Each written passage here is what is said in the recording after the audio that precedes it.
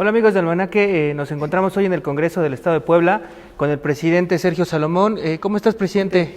Bien, mi querido Osvaldo, ¿cómo estás tú? Qué gusto, bienvenidos. Bien, muchas gracias. ¿Qué tal, presidente? Bienvenido, aunque tú eres de casa todo el tiempo. Sí. Pues hoy vamos a platicar un poco con el presidente del Congreso acerca del primer año legislativo. Este próximo 15 de septiembre arrancará el segundo año de funciones de esta legislatura y pues el presidente nos va a platicar un poco de lo que ha sido este primer año, estos primeros 12 meses. ¿Cómo ha sido el trabajo? ¿Qué es lo más destacado que ustedes pondrían en la mesa? Bueno, yo quiero saludarlos antes que nada, los saludo con mucho aprecio y muchas gracias por esta entrevista. Yo quiero decirles que ha sido un año intenso de trabajo con mucha fuerza, donde empezamos desde poder elegir a la Junta de Gobierno, posteriormente las comisiones, hacer un trabajo ordenado en donde tratamos de que hubiera toda la representatividad posible y hubiera un gran equilibrio entre todas las fuerzas políticas de ello. Eso nos permitió ir también a hacer trabajos muy importantes en donde tuvimos ley de ingresos, egresos de los 217 municipios, del Ejecutivo, y así fuimos paulatinamente avanzando en todo lo que se venía desarrollando dentro de este Congreso. Con mucho diálogo, con mucho respeto a las compañeras y a los compañeros, y con una agenda intensa por parte de ellos, en donde como norma clara dejamos abiertas las puertas y la libertad a todos los compañeros para que pudieran expresar, generar sus ideas, aportar a todo ello.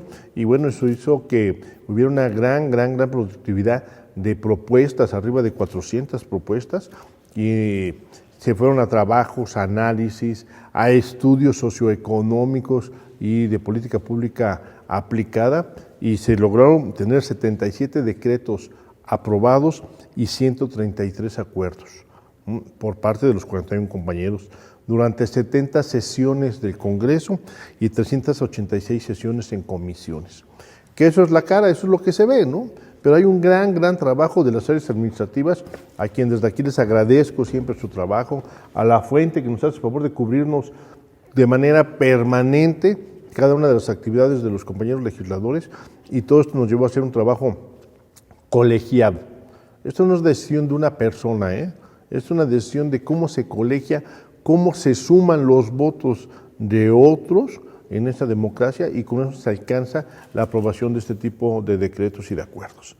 No es sencillo, no es nada más subir y ponerla y decir aquí está. Tiene un gran trabajo de fondo, insisto, estudios, análisis, convencimiento, entendiendo que tenemos que hacer reglas de orden general que aplique por encima de todo en las diferentes partes de nuestro estado. Vimos que durante este primer año de labores muchos temas han sido bastante ríspidos, ha habido discusiones fuertes durante las sesiones del Pleno y que siempre han sacado los temas por consenso, que ha sido como la principal línea de esta legislatura. Para ti, ¿cuáles han sido esos temas más fuertes, más complicados de sacar? Vimos que las discusiones se fueron alargando, sobre todo en el tema del DAP. No sé cuáles temas tú consideras que han sido los más fuertes para sacar. Bueno, el DAP sin duda es un tema importante. El tema del agua es otro tema importante, ¿sí?, que se generan en ese aspecto. El tema del fortalecimiento de la Auditoría Superior del Estado y ya terminar el complemento de todo lo que tiene que ver con el ciclo anticorrupción, que había sido dejado a la mitad y que hoy ya concluimos en ese aspecto. Y yo quiero decirte que satisfactoriamente en este Congreso se ha logrado hacer que muchas cosas de las que estaban fuera de orden entraran a ello. Y muchos han querido sacar raja política de ello, y eso es donde se generan discusiones y temas fuertes. DAP. El DAP se venía cobrando ya de forma histórica. Lo único que nosotros hicimos fue que el DAP pasara de un tema de ilegalidad a que estuviera reflejado en la ley de ingresos y egresos. No había forma de otra. Nos dice la Corte, oye, además que tiene que ser mediante una fórmula que genere condiciones y permita que no tenga tema de impuesto. Claro, pues entonces lo hacemos así. ¿Cuál era la diferencia en que lo estuvieras cobrando con la mano izquierda, sí, y hoy lo pasáramos a la mano derecha? bueno, que quedaba registrado, estrictamente registrado, como lo marca la ley. Era exactamente lo mismo, ¿sí? Entonces se armó una discusión, se generó mucho ruido, generaron muchas condiciones. Hubo municipios que sí lograron los consensos y hubo municipios que no lograron los consensos, ¿sí? Y hubo quien también se arrojó y se puso la bandera de querer generar otro tipo de condiciones, pero la verdad es que no les asistía ni la razón legal ni jurídica. Entonces estaban a favor de que sigan cobrando, pero de una forma ilegal, porque así estaba. Eso es el tema del DAP. Oye, y en este segundo año, sobre todo en esta recta final del año, ¿podría volver a entrar la discusión del DAP para el Ayuntamiento de Puebla? Claro que sí, si lo proponen ellos tendrá que discutirse en ese mismo sentido, pero bajo las mismas circunstancias, quienes lo soliciten tendrá que generar en esas condiciones, de otra forma no lo pueden estar cobrando, es de una forma ilegal, ¿sí? Sin embargo, tiene que haber consenso, tiene que haber respaldo, tiene que generarse condiciones importantes para poder tener mucha claridad. Ayúdenos ustedes como medios de comunicación, el DAP lo estaban cobrando, ¿sí? Pero de una forma irregular, ¿sí? Lo que nosotros hicimos fue, pues que se refleje para que pueda ser plenamente registrado. Sí, claro, porque inclusive en muchos recibos de luz aparece ya aparecía ese cobro. Ya estaba, ya era un hecho que estaba. Entonces hacía de una forma irregular y no solamente nos permitía tener mucha certeza y claridad, una para el tema de los municipios, pero otra también para que Comisión Federal de Electricidad pudiera decir, oye, ¿qué están haciendo con ese impuesto? Que por cierto, a Comisión Federal de Electricidad, quien lo registra y quien le toma cuenta es el Congreso Federal, donde muchos legisladores también se quisieron ahí rasgar las vestiduras cuando ellos le aprueban la cuenta pública. ¿A poco no hay un rubro ahí que diga, esto es por ingresos extraordinarios del DAP? ¿Cuánto es? Si no lo revisaron, entonces no hay mucha congruencia, ¿no? Lo acabas de decir muy bien, Osvaldo. Y bueno, ya que nos hablabas de temas para darle legalidad a cosas que no se le habían dado continuidad en años anteriores, ¿qué temas consideras que son de carácter social y que el Congreso ha sacado adelante en este primer año? Bueno, muchos, el tema del agua. El tema del agua fue una corrección de lo que pretendían hacer, ¿sí? Pretendían tener cobros por arriba del 32%, que era lo que les correspondía, de acuerdo a los contratos que dejaron hechos anteriormente, ¿sí? Entonces, no, hubo un tema fuerte, se generaron condiciones desde el mismo sistema operador del agua, y ahí se puso el pie firme y se bajó para poder bajar los porcentajes de una forma, si no a gusto, pero sí muy razonable y con una gran diferencia del arriba del 30% a un tema de 4%. Pero además quiero decirte un tema. ¿Por qué pasa hoy al Congreso? ¿Por qué pasa hoy al Congreso? Pues para darle máxima transparencia.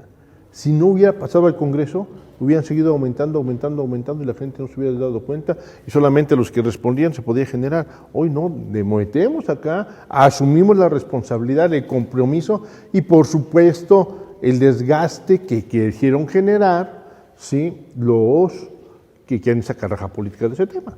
Sin embargo, hoy está en este tema y estaremos dándole seguimiento a que se cumpla con lo establecido, porque es un tema de orden y de ley. Y si no, contra todas las responsabilidades, ¿no?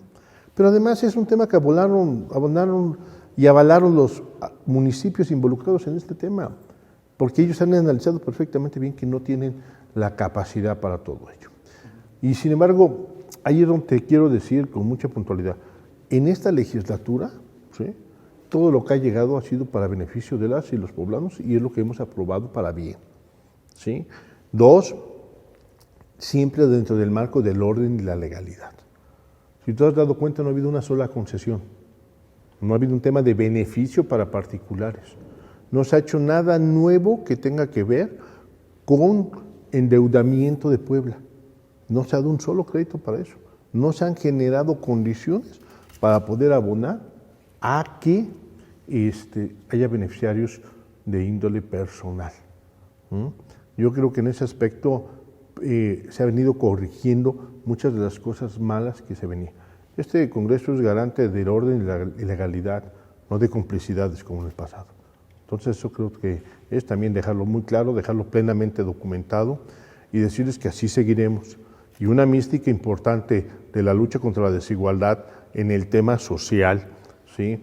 Es la iniciativa que se da para el tema de la regularización de predios, ¿sí? Que no tenían las familias, que tenían las familias la posesión, pero no tienen el documento legal. Y son miles y miles de familias al interior de todo el estado, en donde muchas veces estaban ahí sin tener ningún tipo de documento que avalara que eran gente que podía tener una propiedad. Y esa es la visión, y ahí es donde el gobernador Miguel Barbosa pone con mucha puntualidad en esta esencia precisamente de esta iniciativa de cómo abonar contra la desigualdad y cómo generar certeza jurídica a las familias. Yo quiero decirles que llega la iniciativa, la analizamos, la hablamos y por supuesto que la empujamos, vale mucho la pena. Pero un tema muy, muy importante es el siguiente. Nosotros incrementamos de 500,000 a 1,000,000 de pesos para que más gente tuviera oportunidades. Y quien tiene la oportunidad de tener la certeza por medio de un documento de tener una propiedad, tiene la oportunidad de brindarle un hogar a su familia. Y al brindarle un hogar a su familia, creo que es nuestro máximo. Siempre que nosotros queremos o generamos ya adultez y con eso buscar familia, nuestra prioridad es tener un hogar, un techo que brindarle a sus familias. Por eso, con la división de poderes y la necesaria vinculación que se tiene entre los poderes, coadyuvamos, empujamos y vamos con todo, con lo que sirva y beneficie a los pueblos. Es en verdad, es muy padre poder generar estas condiciones. Es satisfactorio, muy satisfactorio, nos ayuda muchísimo, ayuda a la gente, puedes ver a la gente a la cara y decir, estamos trabajando por ustedes y para ustedes. En este nuevo periodo, el gobernador ya anunció una reforma para el Poder Judicial que tiene que ver con estas cosas que tú refieres, que la gente necesita pues esos beneficios, el acceso a la justicia y evitar actos de corrupción como los que hemos visto. ¿Tú también considerarías que es necesario darle un cambio al Poder Judicial en el Estado, meter en cintura jueces, evitar pues que haya abusos en contra de los ciudadanos? Mira, la reforma regulatoria en todas las áreas del servicio público es muy necesaria. Y en el Poder Judicial era un pendiente ya de varios años atrás. No podemos generalizar. La generalización nos hace mucho mal a todo el país, a Puebla, pero es un tema en donde tenemos que generar ya una nueva adaptación a los tiempos que hoy se están viviendo. Y sin duda la impartición de justicia era un pendiente en el tema de que sea pronta y expedita, ¿sí? Se venían generando muchos retrasos, ¿sí? Y eso es algo que ya no tiene que suceder, que tiene que haber mucha transparencia, que tiene que haber mucha claridad, que tiene que haber mucha legalidad, ¿sí? Y que genere grandes condiciones para poder servir y beneficiar a las poblanas y a los poblanos. ¿Qué es lo que debería? Y si hay alguien que lo haya hecho mal, pues que se castigue, que se vaya con todo en ese aspecto. Eso no hay vuelta de hoja. ¿Qué debe incluir esta reforma? O sea, el gobernador entiendo que va a hacer una propuesta, pero no sé si ustedes tengan algún tema que vayan a poder incluir.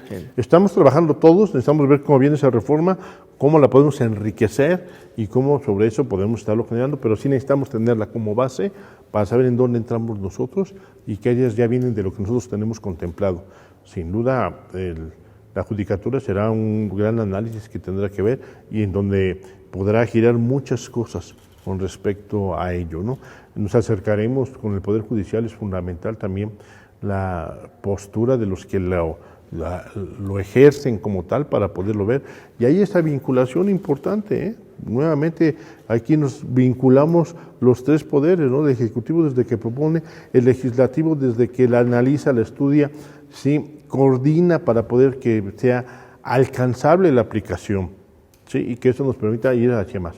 Fíjense, uno de los grandes temas que se dan en donde tenemos que tener mucho cuidado con lo que aprobamos en materias de códigos, porque muchas veces lo que sucede es que ya están por terminar un caso, después de un proceso muchas veces muy largo, y ¡pum!, ya cambiaste la ley. Y entonces va de nuevo para atrás, porque ahora la aplicación de la ley tiene otra connotación. Y en fin, ese tipo de acciones son las que venimos generando, vamos trabajando de lleno con ellas, y bueno, va a ser una gran reforma que irá nuevamente corrigiendo el pasado, ¿sí? Por eso no podemos permitir que regrese el mal pasado. Hay que reconocer a los funcionarios que han honrado su trabajo, que lo han hecho de una forma limpia, comprometida, con Puebla. Ellos bienvenidos, pero el mal pasado no podemos permitir que regrese, hay que cerrarle la puerta, que no regrese, y este Congreso está apostado por ello. ¿Y qué otras reformas son las que le van a dar prioridad en este segundo periodo de labores? Tenemos ya en análisis lo que es la ley de movilidad, la que había enviado el gobernador hace unos meses. También hay propuestas de diputados como la prohibición de corridas de toros, la denominada ley Monzón. Digamos, ¿cuáles van a ser prioridad en este Congreso? Y también, ¿cuál va a ser el trato de estas? Porque seguramente habrá diputados que van a empujar a través de declaraciones para que estas iniciativas salgan adelante. Digamos, ¿cuál va a ser el trato que le tienen que dar ellos mismos para que salgan adelante? A ver, todas tienen prioridad. Todas tienen prioridad, mi querido Osvaldo. No hay ninguna que sea menor. Es un tema de altísima responsabilidad.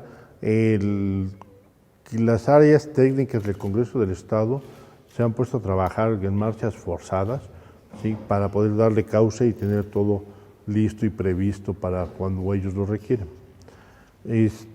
Será de alta responsabilidad de cada uno de los legisladores proponentes, ¿sí?, que puedan lograr su mayoría.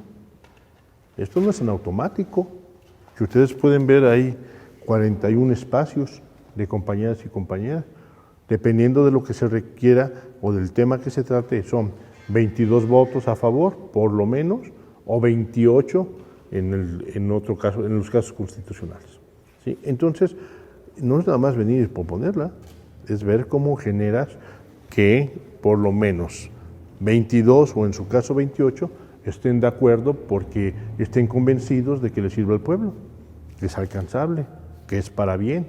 Esto es parte también del Parlamento, de hablar, de convencer, de acordar, de demostrar, no decir, pon, ahí está la chamba, ya dale. Ahora quiero que me la aprueben. ¿Cómo? ¿Por qué? Hay atención, hay respeto, hay compromiso, pero no hay obligaciones. No es de facto. Aquí todos somos iguales. No hay nadie que se sienta o deba sentirse superior y que por eso tengas que aprobarle sus iniciativas. Eso no, eso definitivamente no. ¿Sí? Que el que guste, que convenza a los demás. En la Junta de Gobierno se hace un trabajo importante, ¿sí?, y hay cabildeos, pero no es la última palabra. La última palabra se tiene aquí, en el Pleno, y en el Pleno es donde se generan las condiciones importantes para que alcancen esos consensos y esas mayorías. Todas tienen prioridades y todo el mundo tiene distintos puntos de vista. Hay quienes dicen, sí, por esto me conviene. Hay quienes dicen, ¿sabes qué? En mi región me dicen que no, porque precisamente ahorita el periodo de receso es para que estés en tus comunidades preguntando, oye, ¿cómo ves esta iniciativa que está allá? ¿Cómo ves este tema? ¿Crees que nos convenga o crees que no nos convenga? Y venimos acá, cada uno de los hombres que está sentado en una de estas sillas, ¿sí?, trae la representatividad de una región. Trae la representatividad de una región y los plurinominales traen la representatividad de su partido, ¿sí? En ese sentido, lo que tienen que hacer es, a ver, ¿en mi pueblo están de acuerdo? ¿En mi gente está de acuerdo? Para eso son los consensos. Nosotros tenemos la obligación de ir a consensar con nuestra gente, a traer el pulso y decir, bueno, esto es lo que sí la mayoría quiere. Es muy difícil que todo el mundo esté de acuerdo, pero sí lo que la mayoría quiere, y entonces será como se le dará paso para aprobarlas.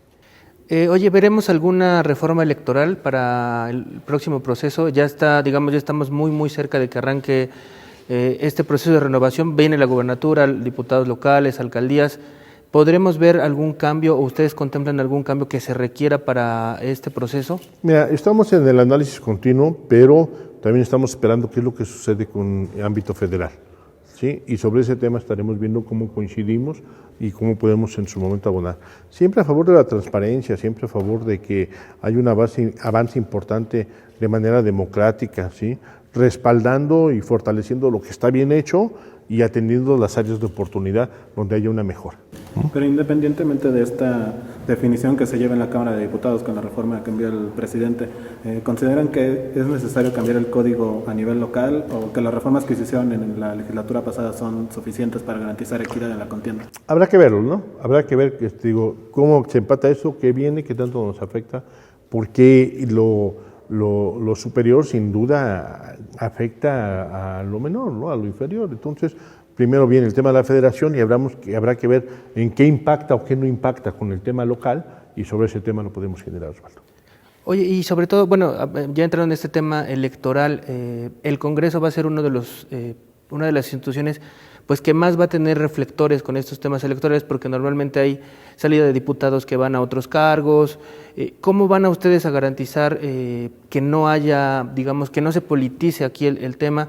Inclusive tú mismo has hablado de eso, tú mismo has mostrado aspiraciones para contender en 2024, pero normalmente o de pronto aquí se empiezan a enfrascar los diputados y empieza a haber guerra de declaraciones, pero más tomando en cuenta esos contextos electorales. Primero que nada, quiero decirte que yo estoy enfocado hoy al 100% en el trabajo del Congreso del Estado y de mi distrito, al 100%. Seré respetuoso y dispararé los tiempos legales que se tengan que dar. En el tema del Congreso, de que los ánimos pudieran elevarse o se pudieran generar otras condiciones, yo espero que no, ¿sí? Y si se hace así, habrá respeto y también habrá respuesta, ¿sí? Siempre y cuando lo que busquemos es hablar con verdad a los ciudadanos, ¿sí? Eso es lo más importante, no podemos engañar a nadie, ¿sí? Y entonces nosotros, con respeto, cuidando las formas, respetando la ley, ¿sí? Podemos hacer lo que a bien convenga a cada una de las compañeras o de los compañeros, y aquí están las tribunas para que lo puedan hacer. Seremos respetuosos, escucharemos con mucha atención, y si es verdad, lo respetaremos. Pero si hay algo que sea mentira, que no sea congruente, que afecte o que ataque, también habrá respuesta. Pero digamos, ¿cómo diferenciar o cómo evitar que se combinen, digamos, esos temas tanto de gestión legislativa como, digamos, de recorridos en el Estado? Porque he visto que ya hay como señalamientos en su contra, que según esto es promoción anticipada, pero usted nos ha especificado que es trabajo de gestión. Digamos, ¿cómo diferenciar esto? Ya, pues es un tema estrictamente personal, ¿sí? Y hay que ver exactamente qué es lo que nos permite y a qué es a lo que nos obliga la ley, ¿sí? Y hay diferentes tipos de condiciones. Lo que dice de los legisladores es, tenemos un periodo de receso, que es precisamente para recorrer las regiones, para poder tener mayor sensibilidad en ese aspecto. Yo soy un hombre que respeto mucho la ley, que generaré condiciones y seguiré yendo a donde nos inviten, y en ese aspecto nos permite enriquecer qué es lo que se genera. Hay muchas condiciones para trabajar con alcaldes, con asociaciones, con organizaciones. Muchas de las dudas los tienen en el tema de los límites territoriales o las condiciones para elevar a las inspectorías a juntas auxiliares, ¿sí? O cómo trabajan o cómo tienen que aplicar las reglas, ¿no? O con los síndicos, cómo efectivamente ellos pueden realizar su trabajo como garantes de los derechos humanos, cuando aquí se aprobó en el Congreso, ¿no? O en muchos otros tipos de materias, de cómo van a ver el tema del DAP, cómo se van a estar generando otro tipo de acciones importantes en cuanto a la distribución de recursos, pero un tema que creo que es muy recurrente por parte de los mismos ciudadanos, es el entender cómo pueden ir aplicando ciertas reglas que aquí se aprueban todo el tiempo, ¿no? Sobre todo hoy en temas de ley de protección a las niñas, niños y adolescentes, y en el tema de mujeres, ¿no? Cómo se van avanzando en todo ese tipo de condiciones.